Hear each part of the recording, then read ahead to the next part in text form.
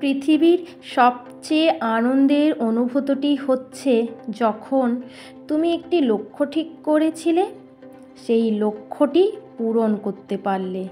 সত্যি এই লক্ষ্যটা পূরণ হলে কী যে আনন্দ, কী যে শান্তি, সেটা বলে বোঝানো যাবে না। তাও আবার সেই লক্ষ্য বা সেই স্বপ্নটা যদি সন্তানকে নিয়ে হয়, তাহলে তো আরোই কিছু বলার নেই। সব বাবা মাই চায় তার প্রতিটি সন্তান যেন জীবনে কিছু না কিছু একটুখানি করতে পারে, সেটা ছোট হোক আর বড়ই হোক, যাই হোক। নমস্কার, কেমন আছেন সবাই? আশা করি সকলে খুব ভালো আছেন।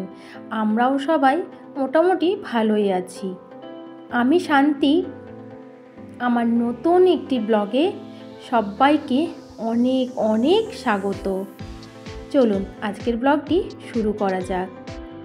গুড মর্নিং, সবাই কেমন আছেন? আর আমি আজকে রেডি হয়ে গেছি, এখন বেরোবো একটুখানি। আমরা কোথায় যাব আর কে কে যাচ্ছি, কিসের জন্য যাচ্ছি, সবটাই জানতে পারবেন। সাথে থাকুন, দেখতে থাকুন। মৌ চা আর বিস্কুট খাচ্ছে, এখন রেডি হয়ে গেছে। রেডি তো পুরো? একদম। ও পুরো রেডি, আমিও পুরো রেডি। আমরা দুজনেই আজকে ঠিক করলাম যে ওয়েস্টার্ন ড্রেস পরে যাবো, তাই তো নাকি? না না না না, আগে ভেবেছিলাম ওয়েস্টার্ন, তারপরে মুড হলো তো আমরা চেঞ্জ করে নিলাম, ইন্ডিয়ানের মধ্যে এসে গেলাম। ইন্ডিয়ান ড্রেস একদম। আমরা ইন্ডিয়ান ড্রেস পরেই যাচ্ছি, বিকজ আমরা we are Indian. Yes yes. আর আমাদের সাথে আরেকজন যাচ্ছে, ভাই, এই যে ভাইও যাচ্ছে। তো আমরা তিনজন যাচ্ছি, কিন্তু কোথায় যাচ্ছি এখনই বলবো না, দেখতে থাকুন। চলো, আমরা বেরিয়ে গেছি, জুতোটা পরবো, ব্যাস তাহলেই হবে। আমরা এখন বেরোচ্ছি, বেরিয়ে গেছি আমরা এখন।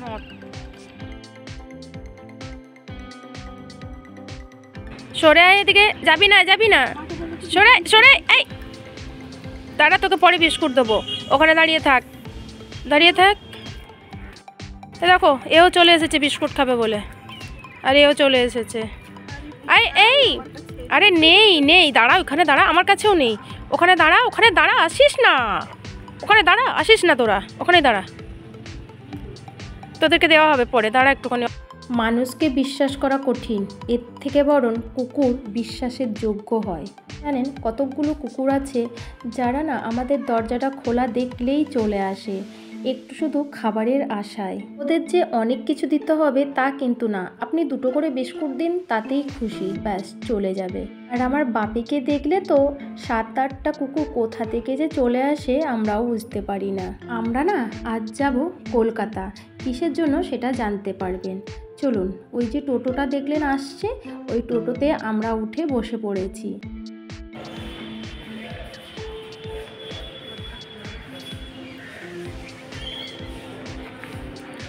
আমরা এখন স্টেশনে দাঁড়িয়ে আছি, আর ট্রেন আসবে, অ্যানাউন্স করে দিয়েছে 2 নম্বর প্ল্যাটফর্মে আসবে, ট্রেন ধরবো।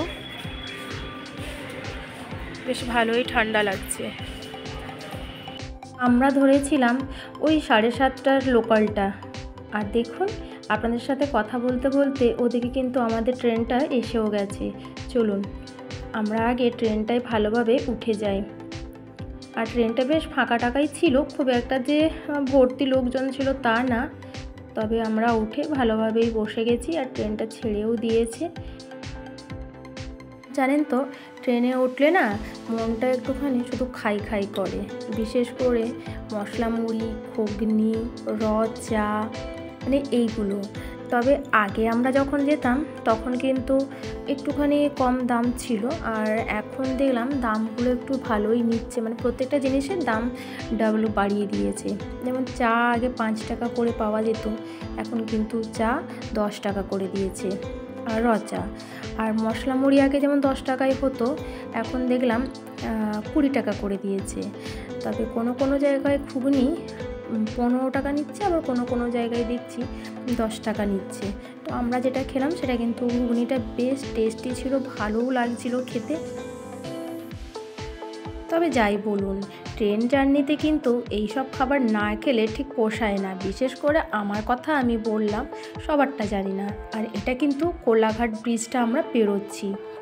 আমরা না সাঁতরাগাছিতেই নেমে গেছিলাম। এই যে ট্রেনটা এখন যাচ্ছে আর আমরা যাচ্ছি আমাদের গন্তব্যস্থলে। তো আমরা হাওড়া পর্যন্ত আর গেলাম না। তবে এত বছর আমি হাওড়া যাওয়া আসা করেছি বা যাই হোক, আমি কিন্তু সাঁতরাগাছি স্টেশনে এই প্রথম নামলাম। আগে কি কখনো নেমেছিলাম আমার তো মনে পড়ছে না। চলুন এখন আমরা এই স্টেশন থেকে বেরাবো, তো সেই জন্য নিচে নামছি। আর এই যে বাঁ দিকের এই যে রাস্তাটা, এটা দিয়েই আমরা নিচ দিয়ে যাব। গেলে ওখানে বাস স্ট্যান্ড আছে, বাস ধরবো, বাস ধরে ডাইরেক্ট আমরা যে জায়গায় যেতে চাইছি বা যাচ্ছি এখন সে জায়গায় পৌঁছে যাব। কিন্তু যাওয়ার সময় আমাদের ভালোই অসুবিধে হয়েছিল। আসলে আমরা ভেবেছিলাম যে হয়তো ডাইরেক্ট বাসটা পেয়ে গেলে একদম অসুবিধে হতো না, যে এই জায়গায় উঠতাম আর ওখানে গিয়ে নামতাম। কিন্তু এখান থেকে না আমাদের একটু ভুল হয়ে গেছিলো। আমরা সাঁতরাগাছিতে নেমেছিলাম যেহেতু, তো সেই জন্য আমাদেরকে অনেকটা ব্রেক জার্নি করে করে যেতে হয়েছিল। মানে 3-4টে বাস চেঞ্জ করে তারপর অনেকটাও হাঁটতে হয়েছিল। আর কলকাতার মতো একটা জায়গা, সেখানে তো এমনিতেই প্রচুর পরিমাণে জ্যাম হয়। তারপরে একটা জায়গা থেকে একটা জায়গা যেতে গেলে প্রচুরটা পরিমাণে সময় লাগে। তো আমাদেরও সেইভাবেই তাই হয়েছিল। আর এটা না রুবি হসপিটাল, তো যাওয়ার পথে দেখলাম, সেই জন্য আমি এটা আবার ক্যাপচারও করে নিয়েছি। চলুন এরপর আমরা একটুখানি এগিয়ে যাই। আর এই যে দেখছেন সামনের দিকে একটা বিল্ডিং, এই যে সাদা রঙের বিল্ডিংটা, আমরা না ওই অফিসেই যাব আর কি। এই বিল্ডিংটায় ঢোকার আগে না ওখানে অনেক চেকিং হচ্ছিল। তো আমরা যখন বললাম যে আমরা এই জায়গাটায় যাব, তো তখন কিন্তু আমাদেরকে ছেড়ে দিয়েছে। আর এই সামনের দিকটা ভিডিও করা অ্যালাউ ছিল না, তো সেই জন্য আমি ভিডিও করতে পারিনি।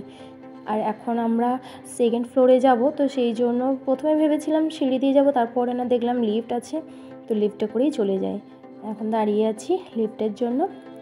আর আমরা যাচ্ছি এখন আকাশ 8 বাংলা চ্যানেলের অফিস। ওখান থেকে কল এসেছিল আমার মেয়ের জন্য। আপনারা তো সবাই জানেন যে আমার মেয়ে 2-3 মাস আগে পুলিশ ফাইল করেছিল, তো সেটারই পেমেন্ট নিতে গেছিলাম।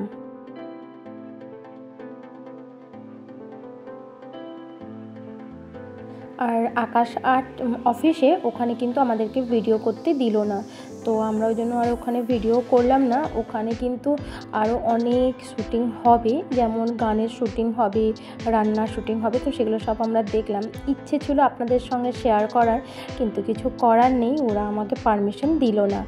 তারপর ওখান থেকে গেছিলাম আমরা আরও একটা জায়গায়, সেটা আমি এখনই বলতে পারছি না। আগামী দিনে যদি সেই কাজটা সাকসেস হয় তাহলে নিশ্চয়ই শেয়ার করব। প্রচণ্ড আওয়াজ আসছে, জানি না ঠিকঠাক শোনা যাবে কি না। তবে ফাইনালি আমাদের destination complete and finally complete, আমরা পেরেছি করতে। অনেকটা জার্নি হয়েছে, কষ্ট হয়েছে, কিন্তু পেরেছি।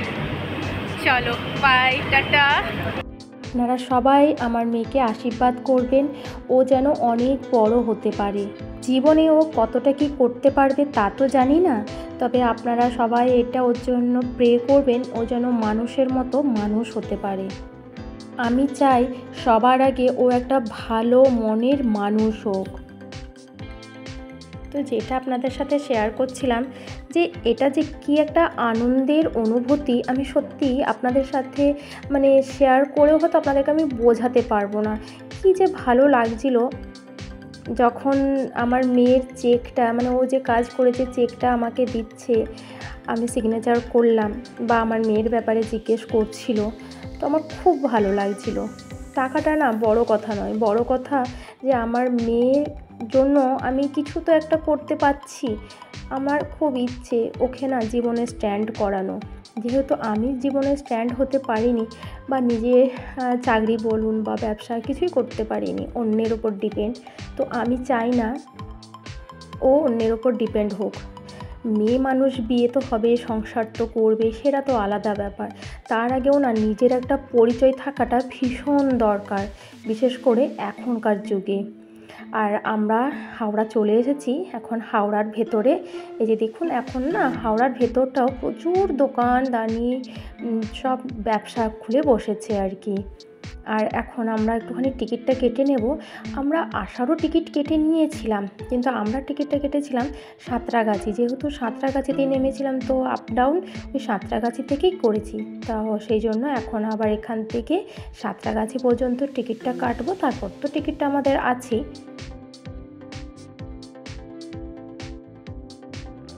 আর আমার ভীষণ ঠান্ডা লেগেছে, যে আমি গেছিলাম কলকাতা, তো তার জন্য আরও বেশি করে ঠান্ডাটা লেগে গেছে, একদম কথা বলতে পারছি না।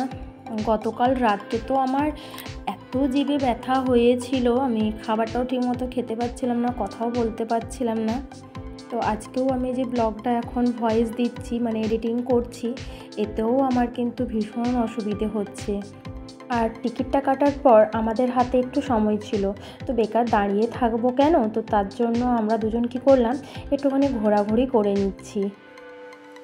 আর একটু জিনিসও কিনেছি, জিনিস বলতে ওই আমার গোপাল সোনার জন্য একটা খেলনা, রুমাল, আমার মেয়ের জন্যও রুমাল কিনেছি, তারপরে ওই বাদাম পাটালি, এই টুকটাক করে আর কি। তারপর আমার হাজব্যান্ডের জন্য মোজা নিলাম, টুকটাক জিনিসপত্র নিয়েছি। আর আমাদের ওদিকে সব কিছু হয়ে গেছে ঘোরা টোরা। তারপর আমরা আবার একটু চা খেয়েছিলাম বাইরে বেরিয়ে। এখন চলে এসেছি স্টেশনের ভেতর। আমাদের ট্রেনটা দেওয়ার কথা ছিল 14 নম্বর প্ল্যাটফর্মে, তো সেই জন্য আমরা 14 নম্বর প্ল্যাটফর্মে গিয়ে বসেছিলাম। আসলে আমরা কিন্তু অ্যানাউন্সমেন্ট শুনিনি, আমরা ওই মোবাইলের অ্যাপ দেখেই ওখানে ওয়েট করছিলাম। পরে জানলাম যে ওই ট্রেনটা নেই, বাতিল হয়ে গেছে, তো 23 নম্বরে দিয়েছিল শিরোমণি। আর যতই দিন যাচ্ছে ততই হাওড়া স্টেশনটা মডিফাই করা হচ্ছে, কখনো দেখছি এই দিকটা ভেঙে ওই দিকটা করা হচ্ছে, কখনো দেখছি ওই দিকটাকে মডিফাই করে আবার অন্যরকম করা হচ্ছে। তো নতুনভাবে অনেক আপডেট কিন্তু হয়েছে, বিশেষ করে মানুষের সুবিধে এখন এতটাই হয়ে গেছে, আগের মতো কিন্তু আর কষ্ট হবে না মানুষের। আর হাওড়া স্টেশনটা যে কত বড় স্টেশন সেটা তো আর বলার অপেক্ষা রাখে না, সেটা সবাই জানে। আর আমরা এইদিকে একটু চলে এসেছিলাম ফুড প্লাজাতে, কিছু খাবার টাবার নিলাম, নিয়ে ট্রেনে উঠবো, একটু খেয়েও ছিলাম। তারপর মেয়ের জন্য একটু নিয়েছি। আসার সময় মেয়ে খুব কান্নাকাটি করছিল যে তোমরা যাচ্ছ আমাকেও নিয়ে চলো, ও ভাবছে হয়তো আমরা কোথাও ঘুরতে যাচ্ছি। ওকে বারবার বললাম যে না, তোর জন্য অফিসে ডেকেছে, তো আমরা সেখানেই যাচ্ছি, কাজ করব আর চলে আসবো, আমরা কোথাও ঘুরবো না। ও তো বিশ্বাসই করলো না। তো যাই হোক, তো সেই জন্যই আর কি কেঁদেছিল তো মেয়েটা, আমি যখন বেরিয়ে আসি অনেকটাই কাঁদছিল। তো সেই জন্য একটু চকলেট, প্যাটিস আর এইসব করেই নিয়েছিলাম আর কি। আর এখন আমরা যাচ্ছি শিরোমণিটা ধরবো, তো সেটা 6:45 সময় ছাড়বে। সমস্ত দূরপাল্লার ট্রেনগুলো কিন্তু এই হাওড়া থেকেই আমাদের যেতে হয়। যেমন আমরা যখন লাস্ট ইয়ার কাশ্মীর গেছিলাম, আমরা কিন্তু হাওড়া থেকেই ট্রেন ধরেছিলাম। আর তারও আগে যখন গ্যাংটক গেছিলাম, বা যেখানেই আমরা বড় বড় জায়গাগুলো ঘুরতে যাই, এই হাওড়া স্টেশন থেকেই। আমরা যখন গিয়ে পৌঁছোই তখন কিন্তু ট্রেনটা চলে এসেছে। তারপর ট্রেনে উঠে আর আমার ভিডিও করা হয়নি। আর এটা হচ্ছে আমরা যেখানে নামলাম সেখানের থেকে, তো ট্রেনটা যাচ্ছে। এখন আমি ট্রেনটাকে বলছি টাটা বাই বাই, অনেকটা সারাদিন জার্নি করেছি, আর ভালো লাগছে না, খুব টায়ার্ড লাগছিল। তো এখন আমরা ধরবো টোটো, সেই জন্য আমরা এদিকে চলে এসেছি। আর দেখবেন একটা জিনিস, এখানে কত বড় বই মেলা হচ্ছে, এই দেখুন দূরে ওই যে দেখছেন, সামনাসামনি দোকানদানি আছে, কিন্তু ওই যে ভেতরে একটা লজ আছে, সেখানে কিন্তু বিরাট বড় বই মেলা হচ্ছে। তো আজকের ব্লগটি এখানেই শেষ করছি, দেখা হবে আগামীকাল আবার একটি নতুন ব্লগ নিয়ে। সবাই পাশে থাকবেন, ভালো থাকবেন, বাই।